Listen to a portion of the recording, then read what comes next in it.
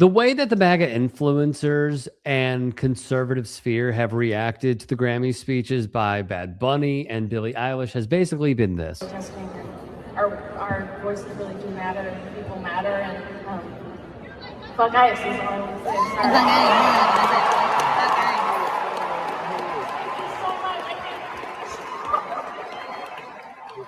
Sorry. I'm so edgy. It's like fuck ICE. Oh my God. Look, this is what getting $8,000 a month will get you in conservative influence. But she's not alone, is Emily Austin, because then there was former ESPN anchor Sage Steele. We're all fine with immigration, legal immigration. We're all here because of legal immigration. It's the illegal part and the fact that they choose to ignore those facts, but then spew silly opinions like Billie Eilish, which was comical what she said. This is why, shut up and dribble, shut up and sing, because you're super talented, but you don't know what you're talking about. Oh, she's so desperate. This is a desperation act by Sage Steele, because all that she is trying to do is remain in the good graces of anybody in the MAGAsphere to say, please book me on your shows. Please, I'll say it. Whatever you want me to say, I'll say it. Why? Because her entire livelihood and career depends on it. This whole shut up and dribble thing is remarkable to me. And from this write-up and awful announcing, the irony of a former anchor telling musicians that they don't know what they're talking about when it comes to politics is striking. In an era where Michelle Tafoya, who is running for the Senate in Minnesota, she will not win, campaign off of her experience asking questions of football coaches on TV, maybe anything is possible. She left ESPN after a lengthy battle in 2023 so that she could spread her wings as a conservative talker. So far, she has hosted podcasts. She's made Fox News appearances where she mimics years-old talking points. That is exactly it. Maybe someday someone will turn her own logic back around on herself and ask why a former SportsCenter anchor is so qualified to be the thought police of America. See, that is a really good point, because that is exactly what the conservative right does. They do not have any new ideas. Conservative is an old ideology that means that you are stuck in the mud and you want to go back to years past. That is what she's trying to do. She's trying to police all of this. And that is also why you see her trying her best to deflect from the actual merits of what they were saying. Iowa said no one is illegal on stolen land, while also calling for continued activism and speaking up against injustice. Is that such a terrible thing? Is that really such a bad thing? To conservatives, yes. Yes, because these are power-hungry ghouls. They are straight up demons with how they try and do everything. Now, not to be outdone with the thought police narrative, Sage Steele came at Michelle Obama when she discussed Black women's hair. And she talked about how being Black means you can't swim or go to the gym because of white people's standards, which is true. So here's what she said to pro-ivermectin doctor, another ghoul. I'm not going to even say his name. Screw it. And here is what she said. Might as well just ask for reparations for having curly hair now. Like, shut up. Shut up. It is ridiculous. And I find it, when I saw that clip, I was like, walk away, Sage, walk away. And of course I couldn't, because what are you doing? You're sitting there bitching about white people's standards to force you to make it straight. And what are you doing? Getting paid $100,000 plus per speech, straightening your damn hair. Is anyone telling you what to do? No. That's the thing. Your hair straight. I'm like, but Straighten it. And I tweeted about it, and literally the number of people who were like, these are some of the worst bad faith actors in media. Dr. Drew sucks. He sold his soul. Dave Rubin sold his soul to the right. He did. And then Jillian Michaels, who couldn't take the heat on a podcast and quit during the stream. How is it exactly that Sage Steele is talking about? God, he looks so stupid. How is it exactly that Sage Steele is talking about you're getting 100,000 when all you are trying to do is placate to conservatives and keep the grift on? That is all that you are doing. Maybe it's not even a grift, but what I will say is she is one. She is one to not care about Black women's hair, because this is something that she allowed a white person to do. Chael Sonnen, formerly of the UFC, ESPN MMA analyst, to do this at the SportsCenter desk And you wonder why during Black History Month a few years ago, she was omitted from being a presenter during a special on ESPN. Here's what else happened. Steele's remarks came after Michelle Obama's live episode of her limited podcast series, The Look, where she joined Tracy Ellis Ross to discuss concepts around fashion and beauty and promotion of her book. During the chat, the two figures discussed the pressure Black women face to straighten their hair rather than wear it naturally, shaped by Eurocentric beauty standards. Part of what really gets me about all of this is that there is intentional anti-intellectualism and the lack of intellectual curiosity. Like, I remember seeing some swimmers who were competing that were Black, and they were being discriminated against because they were mandated to wear a certain cap. And I remember seeing an old video of a Black softball player that it was mandated for her to cut her hair during the game or she wouldn't be allowed to play. These are certain standards that are being upheld. Even in New Jersey, I remember, they had to cut one high school wrestler's hair because the referee said so. These are standards being put forth to discriminate against Black folks. So once again, when I see someone like Sage Steele coming to the defense of discrimination, I cannot be surprised because that is what MAGA and the right are all about. But here is what she is up to lately. He's not the master and you're the slave. That's not how marriage works. A lot of people forget to read the Bible verse after that where it says, husbands, love your wife like Christ loves the church. And that's where it's that healthy balance of you. Like, I love submitting to Charlie because he's a phenomenal leader. What? What? So you're telling me if you were to lose your rights as a woman, you would be okay with it because you believe in your husband? Sage Steele is amplifying this sort of thought. This is what she wants to be surrounded by, and she's continually doing it over and over and over again. And the way that he loves me, like, melts me to want to be able to help. How can I help you? I mean, every single morning I ask him and he asks me, how can I be praying for you? How can I make your day better?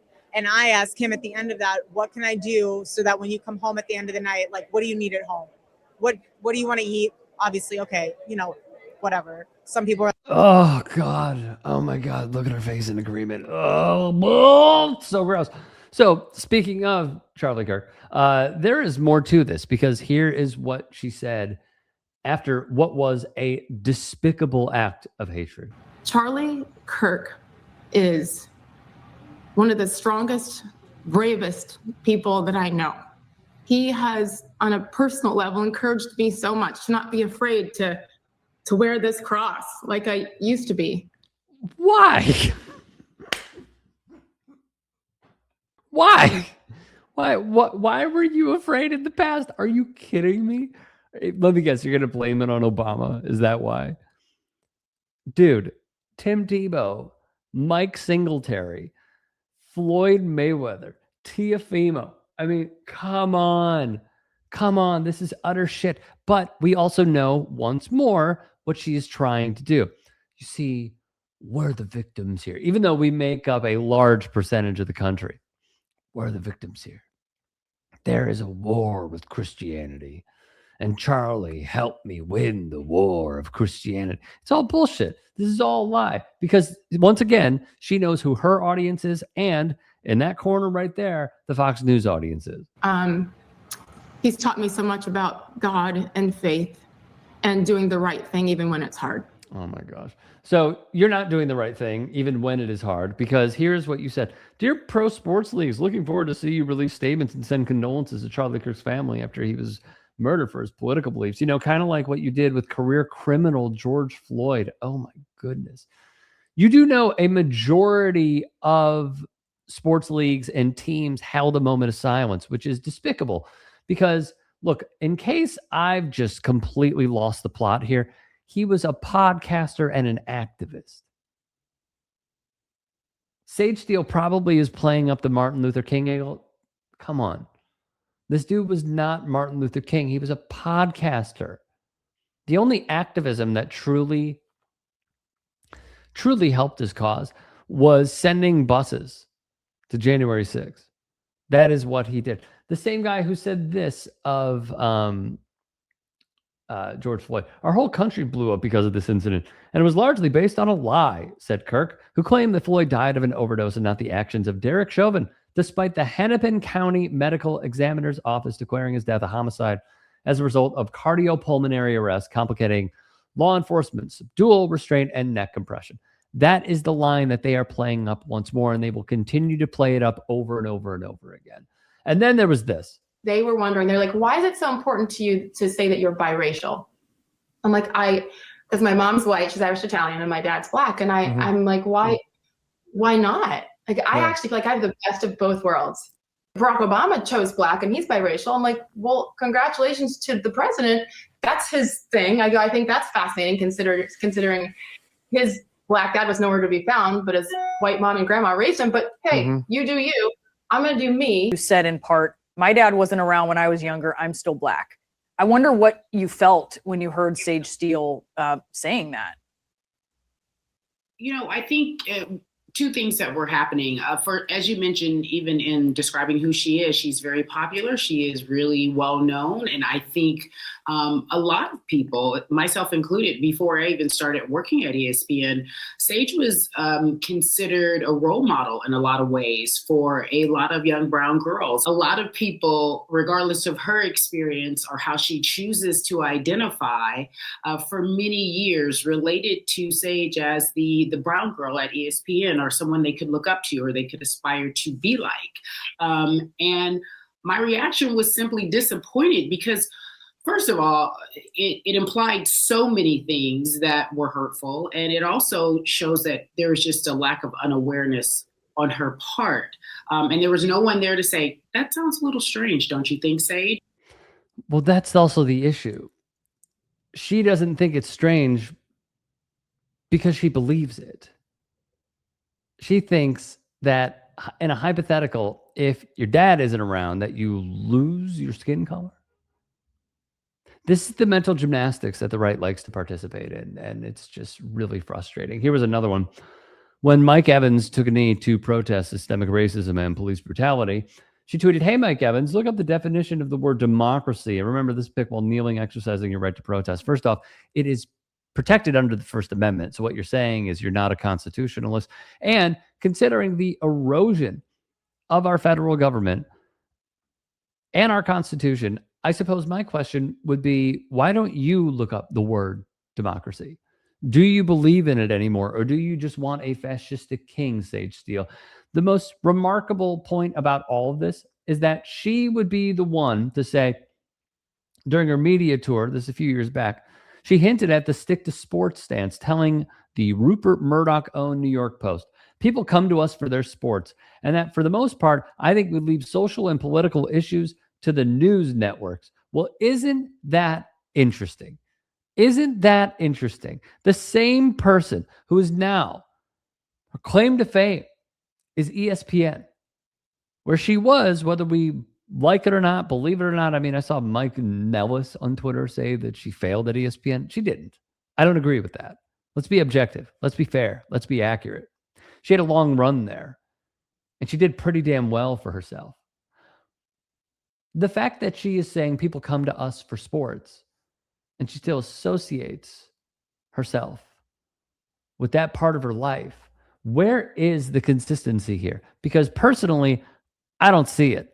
And it's why so many of her coworkers called her out. From a company standpoint, the one that was going to get in trouble was what she said about the vaccine, because that's a direct criticism of Disney/ESPN policy. And we know they don't tend to handle that very well. Sage has been saying things along the political lines for a long time. I know there's this idea that ESPN is just so liberal and they've handed their company over to politically correct people. And certainly we heard a lot of that when we were there as talent. But the truth of the matter is that at its core, it's a conservative place. And they care about what conservatives think, and they care about conservative backlash. And so all of her comments that she had made thus far, because it was quite the week. Because actually it started with her comparing the children that were either infected by coronavirus or had been killed by the virus to the children in Chicago. Because, you know, that's the thing to do. What about Chicago? So it was that. It was her before that, hyping up Larry Elder, a conservative candidate that was running for governor here in California. Which we should also address as well. At one point, she tweeted, "Stay strong, Larry Elder." Who exactly is Larry Elder? And I asked him, when you were in the Senate in the mid-'60s, would you have voted in favor or against the civil rights legislation of 1964? And this man said he would have voted against it. So I'm asking you, Larry Elder, what would you have done? And I said, well, to the extent that those laws mandate any kind of interference in the private sector, yes, I would have voted against it. That's who Larry Elder is. He would vote against the Civil Rights Act, and on top of that, he would argue at one point that slave owners deserved reparations. Slave owners deserve reparations. His argument was based on lost property. Okay? Then there would also be this, because of a video of this person doing whiteface, she said, the hypocritical double standard continues. Make sure and save this one for the next time the woke sports media gets offended and cries racism. I think the difference here is that blackface is deep rooted in slavery and minstrel shows, and they are tools of white supremacy, and they are degrading for entertainment. And black people had no say in their depictions. They were characterized as being lazy and dumb and idiotic, right? And I think whiteface is mocking the racist white folks, which of course she fails to understand. Then there's more. I do think as women, we need to be responsible as well. It isn't just on players and athletes and coaches to act a certain way. I mean, I've had talks with young women who would come in and they'd intern with me, with our channel, or just other women who reach out to me now. And I've said to a couple of them, they're like, well, would you look at my tape? Would you do this? And I've said, listen, I would love to, but the way that you present yourself is not something I want to be associated with. Yeah. So when you dress like that, yeah. I'm not saying you deserve the gross comments, but you know what you're doing when you're putting that outfit on too. Yeah. That's insane. What's your reaction to that? She clearly has an issue with women, but I'll say this, and it may be controversial. Her statements, while being anti-Black or making it seem as if she doesn't want to be associated with Black people because they've been mean to her or whatever she has said in the past, probably would not have been a big issue. But now she's anti-woman, and that's just a no-no. How do you tell a young girl you don't like the way she's dressed, so I don't want to mentor you or look at your tape? That's the absolute opposite of what anyone wants to hear. This business, especially in sports, which you even know what you do, this business in particular, which is a male-dominated business, really doesn't lend itself to be friendly towards women. So if you have a woman who's at the top of her game saying she's not going to help another woman because of the way she's dressed, to me, all that does is push us further down. And it's very cultural. There is this mentality that there can only be one. And she upholds that in so many ways. Exactly. It's sort of like, it's like the ladder effect. Like, would you hold the ladder for someone else and pull them up? For Sage Steele, that's no. She would not. I will say, though, she has been consistent. She has been very, very consistent. Lastly, there was this. When Trump's first presidency was around and the Muslim ban was taking place, she got mad because people protested. I mean, this was her post. This is what she said. This is what she did. She thought this was wise to put out into the universe. Insane stuff. So in closing, am I surprised with Sage Steele saying what she did about Billie Eilish and saying that she should shut up and sing? No, you can't be. Because if there is one thing that we have learned, even within the past few weeks, it is this. It's not that they want you to shut up and sing. It's that they want you to shut up and agree with us. And there's no better example of that than Nicki Minaj, who I guarantee Sage Steele is trying to book on her podcast right now. Excuse me. Has she told Nicki Minaj to shut up and sing for her newfound political beliefs? No. Of course she hasn't. Because in that Venn diagram of Sage Steele and Nicki Minaj, the middle is wide.